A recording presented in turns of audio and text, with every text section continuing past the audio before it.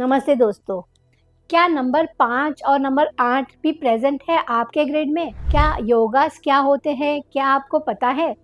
वैदिक न्यूमरोलॉजी क्या है, ये क्या आपको पता है? और किस तरह से आप अपना चार्ट बना सकते हैं और पढ़ सकते हैं? नहीं पता ना? तो चलिए जानते हैं कि किस तरह से हम अपना वैदिक चार्ट बना सकते हैं और हमारे जो योगास है किस तरह से हमें इसे पढ़ सकते हैं। तो चलिए पढ़ते हैं और जानते हैं कि योगास क्या होते हैं और किस तरह से हम अपना वैदिक ग्रिड बनाकर इसे पढ़ सकते हैं।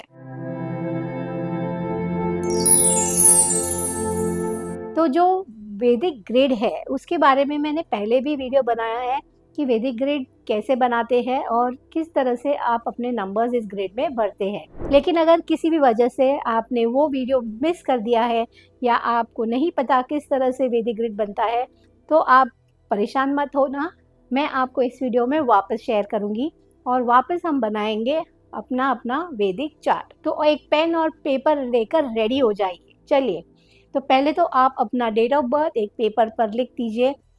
तो आपने लिख दिया होगा, ठीक है।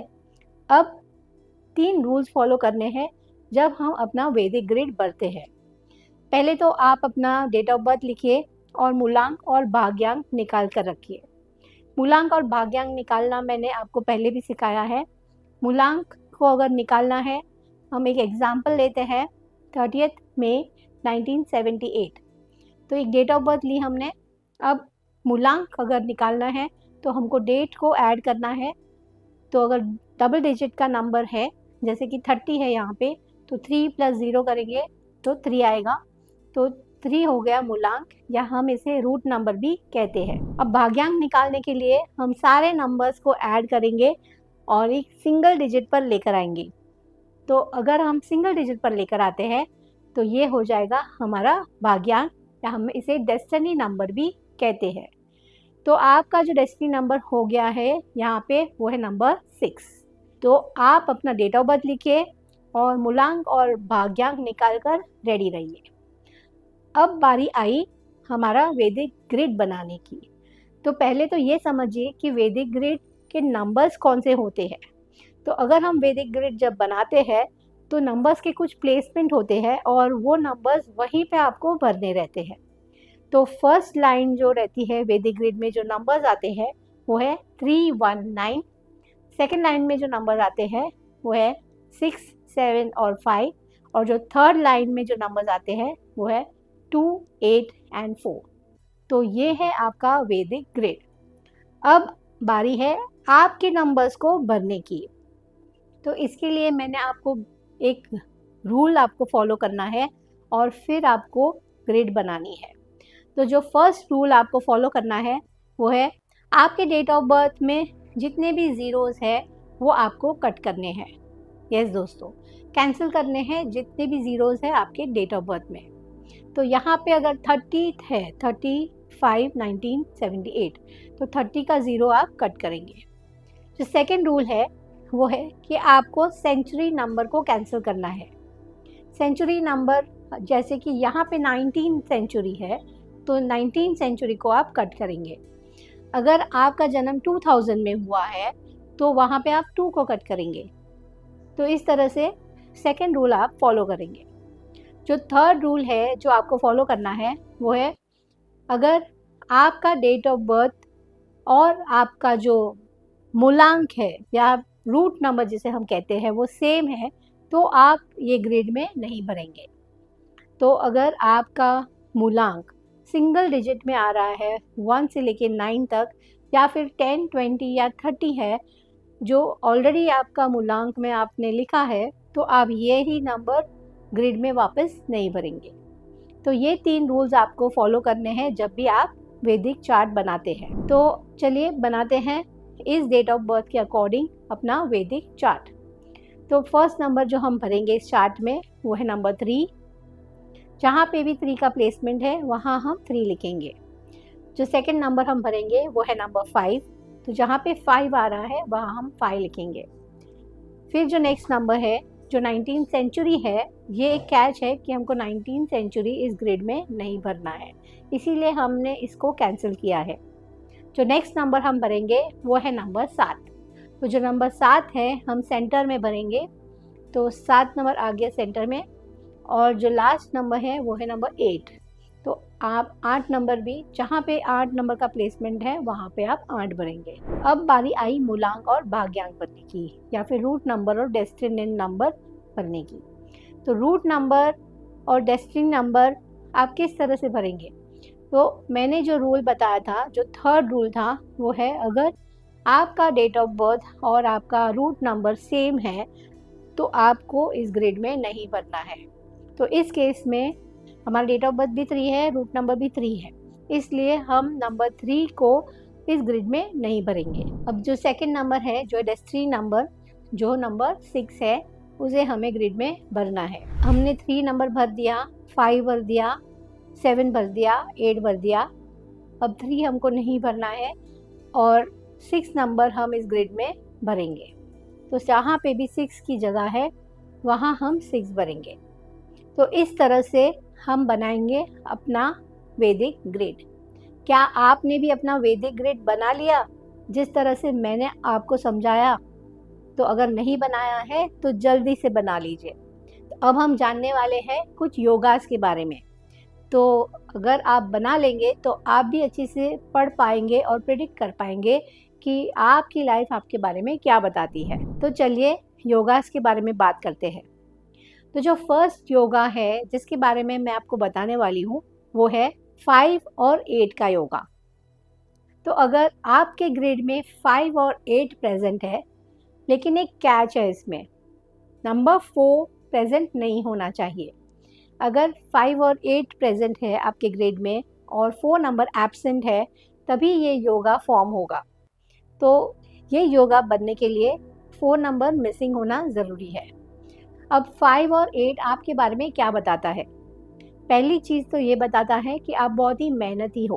8 कहीं ना कहीं मेहनत करवा ही देता है। कुछ भी इम्पोर्टेंट डिसीजंस है उनको डिसीजन लेने में बहुत ही टाइम लगता है, बहुत सोच समझ कर वो डिसीजंस लेते हैं। जो दूसरी चीज़ है कि ये लोग जल्दी से किसी पे ट्रस्ट नहीं करते और उनको टाइम लगता है किसी पे ट्रस्ट करना, तो ये भी है इनका एक पॉइंट। जो तीसरी चीज़ है इनके बारे में, जिनका भी 5-8 का योगा है, ये है कि इनके बहुत बड़े बड़े गोल्स होते हैं और ये बहुत ही मेहनत करते हैं और पीछे पड़ जाते हैं वो गोल को अचीव करने के लिए, इसलिए इनको बहुत ही मेहनती भी कहा गया है।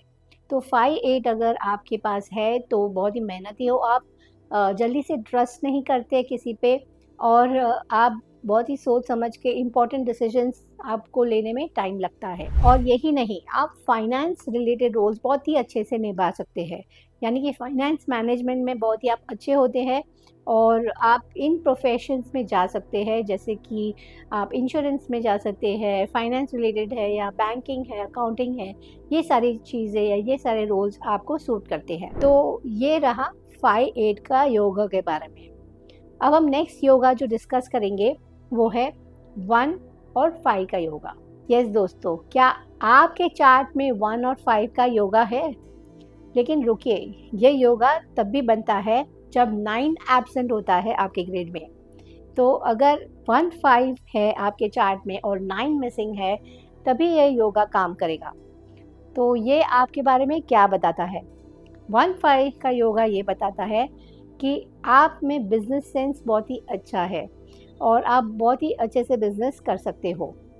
ये मैं नहीं कह सकती कि आप सक्सेसफुल होंगे या नहीं, लेकिन आप बहुत अच्छे बिजनेसमैन बन सकते हो। 1 नंबर जो ऑलरेडी लीडरशिप रोल्स देता है, अथॉरिटेटिव बनाता है, कॉन्फिडेंट बनाता है, डोमिनेटिंग बनाता है, तो कहीं ना कहीं लीडरशिप रोल्स आप हैंडल कर सकते हो और बिजनेस भी आप मैनेज कर ही सकते हो। एक चीज़ और है कि ये लोग दूसरों की फीलिंग्स को अच्छे से नहीं समझ पाते, कहीं ना कहीं ईगो की वजह से हो सकता है, क्योंकि 1 नंबर ईगोइस्टिक होते हैं, दूसरों की बात जल्दी से सुनते नहीं हैं, they are not that good listeners.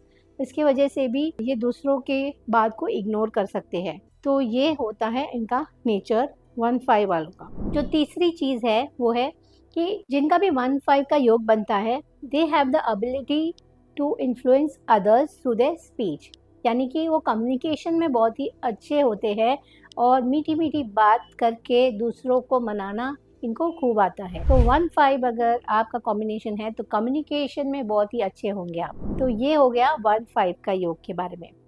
अब हम नेक्स्ट योग डिस्कस करेंगे, यानी कि 1 और 6 का योग। यानी कि अगर आपके पास नंबर 1 है ग्रिड में और नंबर 6 है, लेकिन 3 नंबर प्रेजेंट नहीं होना चाहिए। तो अगर 3 नंबर प्रेजेंट नहीं है और 1-6 का योग आपके ग्रिड में बनता है, तो ये बताता है कि आप बहुत ही एस्थेटिक पर्सनालिटी हो। एस्थेटिक का मतलब आपको अच्छे कपड़े पहनना पसंद है, आपको ब्रांडेड चीज़ें पसंद है और सज धज कर रहना आपको पसंद रहता है, लग्जरियस लाइफ पसंद रहती है। तो ये आपके लिए एस्थेटिक पर्सनालिटी बताता है। 1-6 वाले लोग सेंटर ऑफ अट्रैक्शन भी बनना चाहते हैं, अटेंशन सीकर्स होते हैं और किसी भी पार्टी में अगर जाते हैं या रिलेशनशिप में वो हमेशा अटेंशन सीक करते हैं। तो ये अटेंशन सीकर्स होते हैं और इनको इम्पोर्टेंस चाहिए रहती है। और एक चीज़ है कि ये किसी की भी हेल्प करने के लिए हमेशा रेडी होते हैं, लेकिन कहीं ना कहीं ये अप्रिशिएशन सीक करते हैं। किसी की भी हेल्प तो कर देते हैं, लेकिन बाद में जाके किस न किस को ज़रूर शेयर करते हैं कि मैंने इसके लिए ये किया। ऐसा नहीं है कि ये जताना चाहते हैं या शो ऑफ करना चाहते हैं, लेकिन कहीं न कहीं ये इनका नेचर रहता है, क्योंकि वो चाहते हैं कि लोग उनको अप्रिशिएट करें। तो ये होता है 1 और 6 के कॉम्बिनेशन या 1 और 6 का योगा। तो क्या आपका भी 1 और 6 का योगा है? और क्या ये सारे जो पॉइंट्स मैंने कहे हैं, क्या आपसे रेज़ोनेट होता है? अगर रेज़ोनेट होता है तो कमेंट बॉक्स में ज़रूर कमेंट कीजिए। अब हम बात करेंगे 6 और 8 के योगा के बारे में।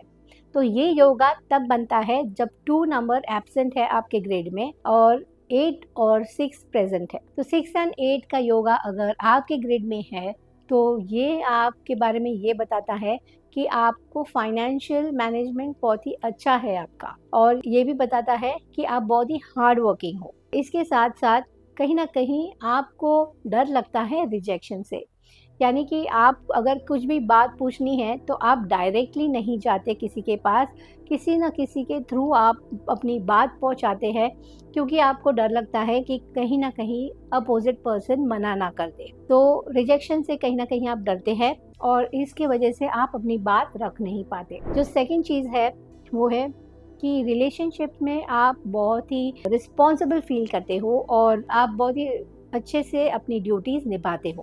अगर ये योगा है आपके ग्रिड में, तो कहीं ना कहीं आप बहुत ही रिस्पॉन्सिबल पर्सन बनोगे और अपनी जो ड्यूटी है वो बेखूबी निभाओगे। जो थर्ड चीज़ है वो है कि कहीं ना कहीं आप अपने आप को एक्सप्रेस नहीं कर पाते।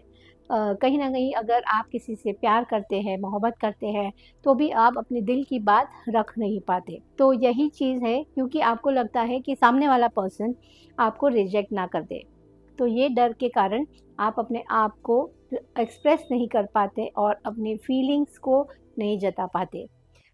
8 नंबर प्रैक्टिकलिटी का भी नंबर है, इसी के वजह से भी ये लोग कहीं ना कहीं अपनी बात रख नहीं पाते। तो 8 नंबर इमोशंस का भी नंबर है, तो ये लोग इमोशनल होते हैं और कहीं ना कहीं अगर कोई रिजेक्ट कर दे तो हर्ट भी फील कर सकते हैं। तो दोस्तों, आप भी अपना वैदिक चार्ट बनाइए और ये जानिए कि आपका कौन सा योगा बन रहा है, और जो भी मैंने आपको बताया क्या वो सही है, कमेंट बॉक्स में ज़रूर लिखिए। तो मिलते हैं मेरे अगले वीडियो में एक नए टॉपिक के साथ और नए योगास के साथ।